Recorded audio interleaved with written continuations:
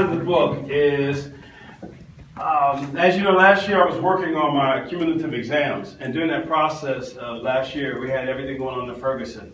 And there was a lot of stuff on the news and on TV, and it just got so much I had to shut it off. I just couldn't watch it because with me trying to get ready for exams, it was just too much stuff. And so once I recovered from that and got the exam finished yesterday, passed the exam, I began to watch the coverage.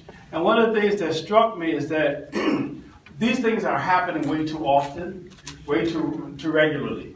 And every time they happen, we have these massive protests. And that time they had massive protests in Ferguson, but now they shifted to New York because they had the killing of Eric Garner in New York. And of course, the killing of Tamir Rice here in Cleveland, which did not get the kind of massive protest that they were having in other cities, which I think has to do with the response from the officials here. But the fact of the matter is that we're responding to all of these shootings with these protests. And at the end of the protest, or as time passes, we go on. We just go on about our business and we start over again. And then something else happens and we start protesting again. And after each one of these protests, there's very little changes. In Ferguson, apparently, they got some resignations and some. That's dramatic because in most cases we don't have any change. Nothing happens. Nothing changes. 9 times out of 10, they're not indicted. If they are indicted, then they're acquitted.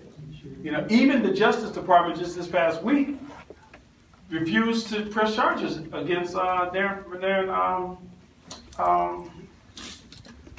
Ferguson. Wilson, dear Barron Wilson up in Ferguson. So what happens is, what I wanted to discuss and what the book discusses, it discusses what do we do in the meantime and in between time. What do we do after the protest ends before the next shooting occurs? My argument is that we have to spend more time teaching our young black people that their lives matter. And to make certain that across the board we make the argument and make the point that black lives matter. So in order to do that, first of all, I believe that many of our young people don't recognize that. They don't have a value for life, their lives or anyone else's lives. And if you don't have a value for your life, you're not going to value anybody else's life.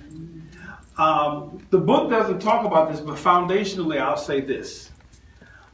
Because so many don't have a value or a low valuation of their lives, they do things that put their lives in jeopardy. So for example, I don't believe that Mike Brown would have grabbed a handful of cigars out of the store if he felt his life mattered. You know, he wouldn't have grabbed the clerk on his way out the store if he felt like his life mattered. Now that has nothing to do with the police who shot him in the street because they didn't know he had done all of that when they shot him. Right? But the fact is that the problem is that not only do the police not recognize that his life matters, but so many times we don't recognize that our lives matter. And so we have to do a lot of work. And so I just kind of went through a trail of some of the things that I've done since I started even going back to high school, and some of the things that I've done that kind of instill values and valuation in black lives so that they can know that their lives matter. If you notice your life matters, you treat it differently if you don't believe your life matters. And some of you all can talk about that from experience. You know, a lot of times, men, we're all rancorous and rambunctious until we get married and we realize that more is counting on us than just ourselves. And so it changes our perspective on our lives. And a lot of our young people don't believe their lives matter. A lot of them are just kind of surprised to make it to 18. You know, they feel like that's like victory in a lot of cases. And there's nothing for them to hang their hats on. And my argument in the book is that a lot of times that there's so much we need to do. We need to vote. We don't vote. Here you have a city like Ferguson, 75% black people in the city of Ferguson. And all the elected officials, except a couple, are white, right? We don't vote. You know, if Ohio had voted, if the black folks in Cleveland, had voted last November, exactly, right? Well, we probably would have still got Kasich because there was some other stuff going on at the top. right. But if black folks had voted, we could have easily elected Nina Turner as Secretary of State. That's right. Now, I don't know how you feel about politics. That's your business, but my point is that what we keep allowing to happen is people who don't have the same mind that we have to be elected. So if we don't begin to elect like-minded people, we're not going to have any change. I think that despite the criticism that the police chief and the mayor is getting here, right?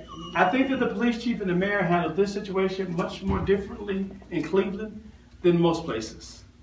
They were far more sensitive in certain areas than most cities are. They began to release information immediately. They moved on a police officer, kind of quickly. And so it wasn't this whole thing about from the beginning, from the start, where they went to last week, he caused his own death. But from the start, they tried to be more sensitive to the community. Well, that's because they think like us. They're like-minded, And of course, the police chief is going to probably be more like-minded because he has experienced it personally in a way that has affected his life. And so what happens if we don't begin to elect like-minded people, then like-minded people are not going to stand to make a point for us, right? So what's happening is that if we don't vote, we don't change the situation. How many of you all have served on jury duty over the last year? Don't raise your hands. But how many times do we avoid going on jury duty? But yet we're surprised when the verdicts don't come out in our favor. If we're skipping jury duty every time, then the people who take our place is who? Right? If everybody in Cleveland skips jury duty, then everybody who serves on jury duty are going to come from Chagrin Falls or wherever else. And so their views of this boy sitting in this is going to be very different. Even if sometimes that view is acquittal of a rape suspect.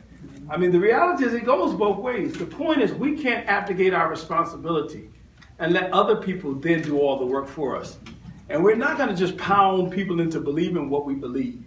We're not going to pound people into feeling like we feel. People are not going to respect us just because we try to get them to respect us. There's some people who are never, ever going to understand. When I was in New York, I used to go to roll call for the police officers. And I would speak to the police officers. And it was in Jamaica, it was in Queens, it was right near our church, the precinct, 113th precinct, right? That area is like 93% people of color. The police officers in that precinct were 96% white, right? The 113th precinct was right near the Belt Parkway. So it was like one of those last precincts where you could jump on the Belt Parkway and hit Long Island. So for a lot of them, it was just the closest place to home, right? Well, here you have, I go in there and you got all the sea of white faces, right? Policing a neighborhood that's all colored, right? And the reality is, all I could do when I spoke to them is try to help them understand that all of our young people aren't criminals and try to help them understand that we also support policing as well. So that you can kind of change their mindset because what they see, only thing they're trying to do is get home. And anything that stands between them and getting home at the end of the day, is going to be, and that's what Darren Wilson wanted to get home, And these folks, they just take out anything in their way. And that's unacceptable, and it doesn't work well for us. So what do we have to do? We've got to change the complexion of the police department. We got to encourage our young people to become police officers and get in law enforcement and become prosecutors and become lawyers and become judges and not always try to get everybody to, we don't want to do that. We don't want to be them. We don't want to be a part of that. And so those are some of the things that are discussed in the book. Also, some of my former students, I asked them the question. I asked them, when did you decide your life mattered? And I just asked them to write me a paragraph to answer that question. And so I think 11 of them responded, and their stories are in here. And very interesting stories, very different stories, at very different points. We all come to an understanding that our life matters. But if our community doesn't recognize that their life matters, how then does anyone else get to recognize that their life matters? And how do we convince someone else that our lives matter?